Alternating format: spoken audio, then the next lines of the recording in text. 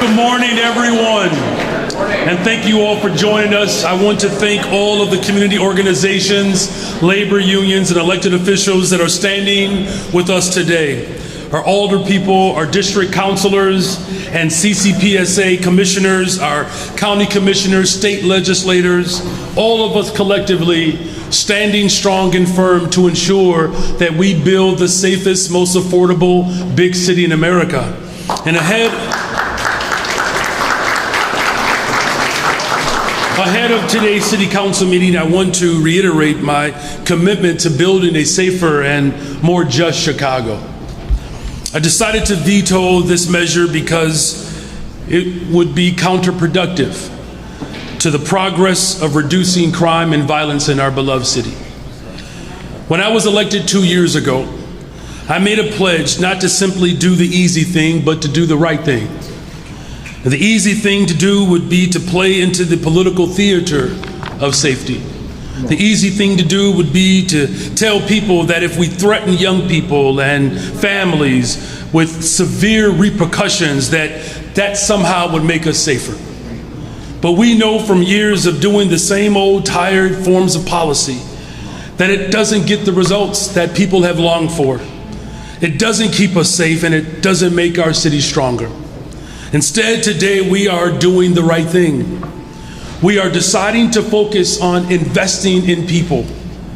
There is no study that we have seen, or frankly anyone in Chicago has seen, that says that these type of measures and curfews will keep young people safe.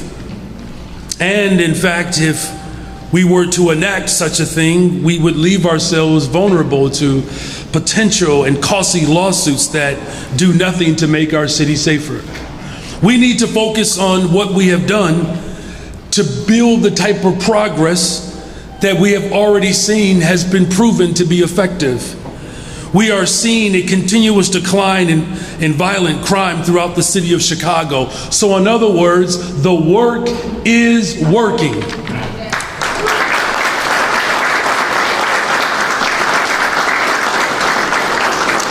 To build on that progress, we must lean into the strategies that have been working, investments that have been working. And it doesn't mean criminalizing our young people. We need to stand firm and do what is right. And that means investing in our young people. That is why this summer I'm so proud that we will hire 29,000 young people for summer jobs, a 45% increase since taking office. It means engaging our city's young people during our budget roundtable discussion and giving them the opportunity to be able to voice their opinion on how we can continue to invest in their future. As we address the root causes of crime, we must continue to strategically deploy our officers to high crime areas rather than dictate their time in enacting and enforcing curfews. These measures are why we have seen and experienced real productivity. In fact, we had the safest April in 60 years.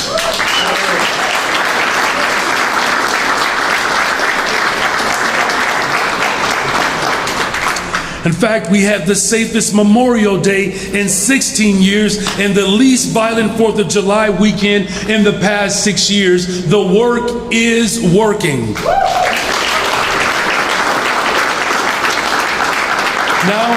Now in closing, weeks ago I vetoed this measure. If I was sent back in time and was tested with this ordinance, I would do it all over again. Thank you. I would do anything and everything necessary to protect the city's young people. And from the looks of this crowd, I know that I'm not alone in our work to protect young people across this city. That's right.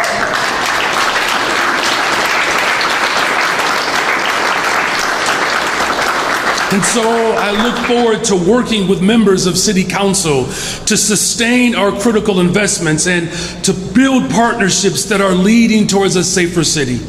And I especially look forward to charting a new path to safety in our beloved city. And I want to thank all the community partners again, the parents, the young people, the advocates who are here with us this morning for charting this new path. Thank you all. And so it really gives me tremendous honor and privilege to introduce the Executive Director of Palenque LSNA, Juliet de Jesus Alejandre. Thank you all very much.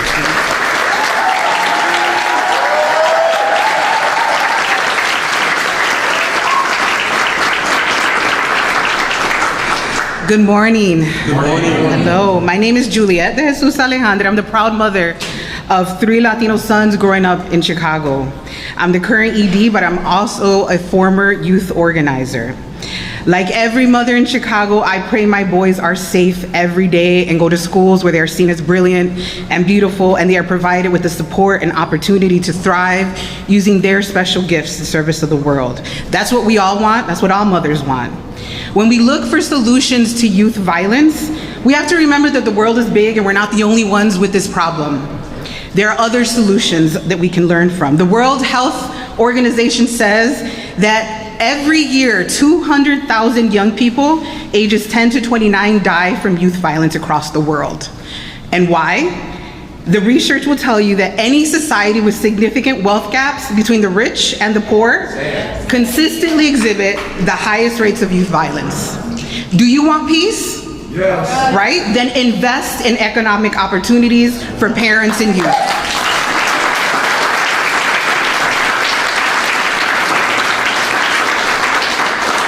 If we want less violence, then we do what the mayor has been saying: we invest and love on our children. Just like we do and see in rich communities. Years ago, I worked on a project that brought together young people from Chicago's barrios and communities with suburban youth who also went to public schools. But their public schools had psychologists, nurses, tutors, social workers, even physical therapists and cold baths for their aching bones. I asked the principal of one of these rich suburban public schools what their discipline policy was. You know what she said? She said, "We love and support our children." That's it. So we empower all our children to live lives of dignity and giving them every support that they deserve to be healthy. All children deserve that. Now, the research does agree that we need to create laws. But the laws that need to be created, says the research from around the world, are ones that protect children.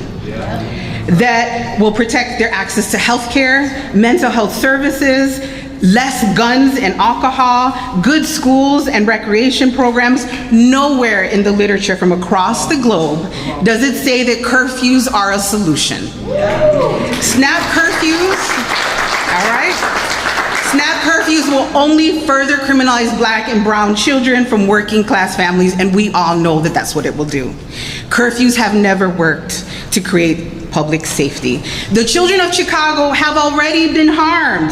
Redlining, segregation, school closures. Now, while their parents deal with ICE kidnappings and increased evictions and higher rents across the city. So today, I am proud to stand with our mayor and reject the politics of harm towards our children, and we call for investments, continued investments that will help our families thrive. If you want to see peace, then make families thrive. Nonviolence, all right. Nonviolence is a product of good public policy. Chicago wants peace in our downtowns. We want peace in our communities. And we will not get there with snap curfews. Thank you.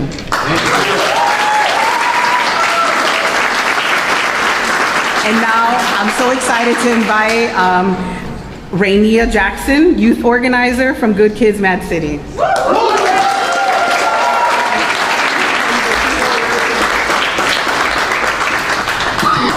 Good morning, everyone. Good morning. My name is Rainier Jackson. I live in the 24th Ward in North Lawndale on the west side of Chicago. I've been organizing on the front line with Good Kids Mad City. And I lost a lot of people that I call family throughout the years through gun violence, so I know the pain and anger a little too well. And for such a long time in my life, I was angry. I was lost, and I didn't just lose my family. I lost my sense of safety, my sense of trust in the systems that are supposed to protect us. That's why I joined Good Kids Mad City, because we've been in the front lines fighting for things that can actually save lives, like mental health services, trauma-informed services, youth centers.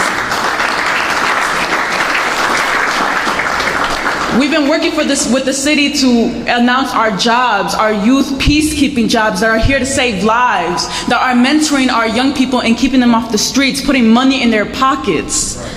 And that's why I'm here, to say no to the SNAP curfew. We don't need more control. We need to feel human again. We need to feel like our lives matter. And if you pass this ordinance, you're saying the exact opposite. Because I know what it's like to feel unsafe. I know what it's like to be a young person just trying to survive. And now the city wants to give police even more power to decide where we can go and when we can exist in public. With just 30 minutes notice, that's not safety, baby, that's targeting. That's trauma added onto more trauma. This curfew would allow the police to shut down parks and beaches and public spaces, the few places where we can go to breathe, and turn them into war zones. They're turning them into zones of punishment, and for what? For being black and brown in our city? For being young in our city? It makes me think, what if my brother was still alive today?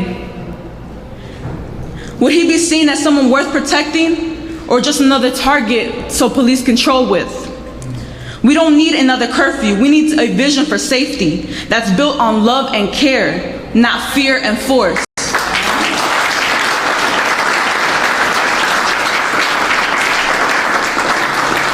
And that's what the Peace Book is about. It's about giving resources directly to the young people, creating spaces where we can be young and grow and be heard, and investing in things that prevent harm before it starts, like our Peace Book, our youth peacekeeping jobs. We talked about SNAP curfews are proven to not increase safety, but you know what has been proven? Access to public mental health services, non-police crisis responses,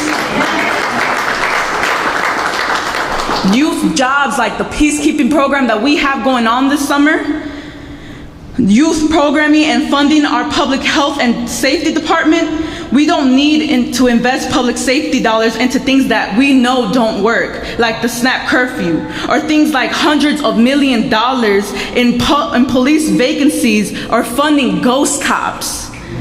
We need to invest in things that work. So I'm not just speaking as an organizer today. I'm speaking as a sister who lost her brother at a young age, as someone who still wakes up thinking about the night I lost the person I love the most. Please, I'm begging to vote no on this curfew and vote yes on the Peace Book. Fund things that work, because we deserve to live in a society where we're able to thrive and not just survive. Right. We deserve peace, and we deserve the Peace Book. Thank you.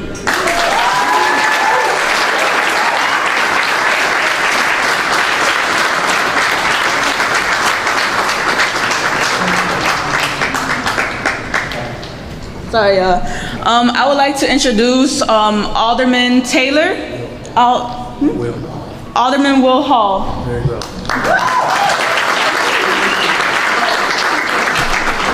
Thank you so much. To lock kids up is not what we do. We love kids. And so to lock a kid up from a neighborhood where they have no schools, to lock kids up from neighborhoods where they have no grocery stores, to lock kids up where they have no support is not what we do in the city of Chicago. We are the city that loves young people. And so this is a city where young people can come from north, south, east, and west and enjoy the city where we love them. And so on today, we are not only vetoing this ordinance, we're saying to Chicago, love our children. This is the next and the now generation. If you love children, we need business communities to adopt parks. If you love children, we need more mentors to show up downtown instead of locking up kids who come downtown. If we love children, then let's stop building prisons in the state and fund the schools that these children go to.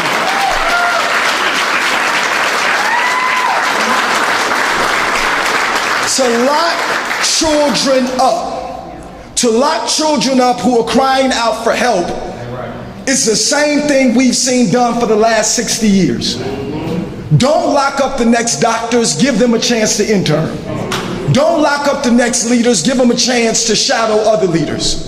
And so we're calling on everybody in Chicago to love a child, to serve a child, and to lead a child like our mayor has called us to do. This mayor has put money not only in the budget, but he has put his time and his effort into communities where children come from who've been abandoned. And so I want to invite my sister, who has been consistent, who's been fierce in loving children before she got the title of alder. She is one of the most consistent freedom fighters, from fasting a diet to make sure that children in her neighborhood got an auntie, and to make sure that some child has a meal. I want y'all to clap your hands for none other than Jeanette Taylor, chairwoman of education.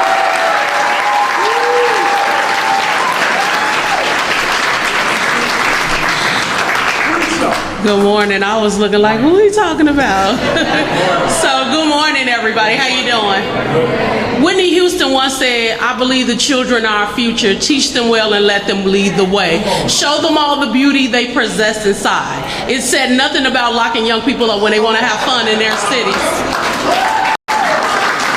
And so what's baffling to me is the headlines is always talking about what the administration has not done. Look at what they've done. You've never seen this many young people in City Hall. You've never seen this many young people have summer jobs. You've never seen this many young people have year-round jobs.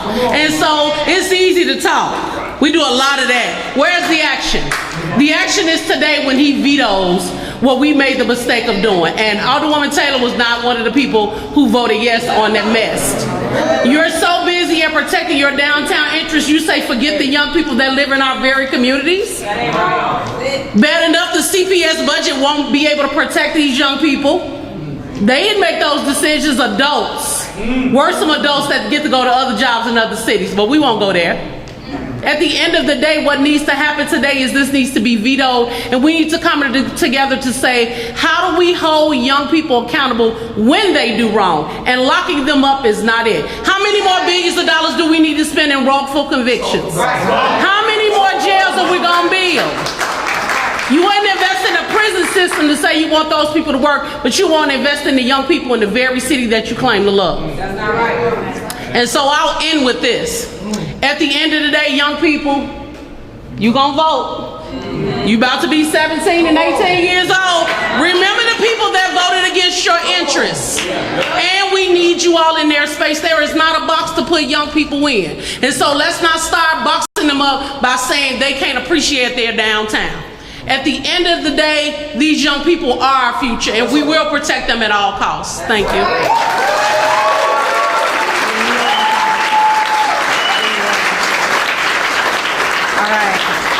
And this press conference needs to end with the voice of a young person. Serenia Jackson wants to come back up and lead us in a chant. All right, repeat after me. It is our duty to fight for our freedom. It is our duty to fight for our freedom. It is our duty to win. It is our duty to win. We must love and protect one another. We must love and protect one another. We have nothing to lose but our chains. We have nothing to lose but our chains. One more time. It is our duty to fight for our freedom. It is our duty to fight for our freedom. It is our duty to win. It is our duty to win. We must love and protect one another. We must love and protect one another. We have nothing to lose but our chains. We have nothing to lose but our chains. We have nothing to lose but our chains. We have nothing to lose but our chains. Good job, y'all.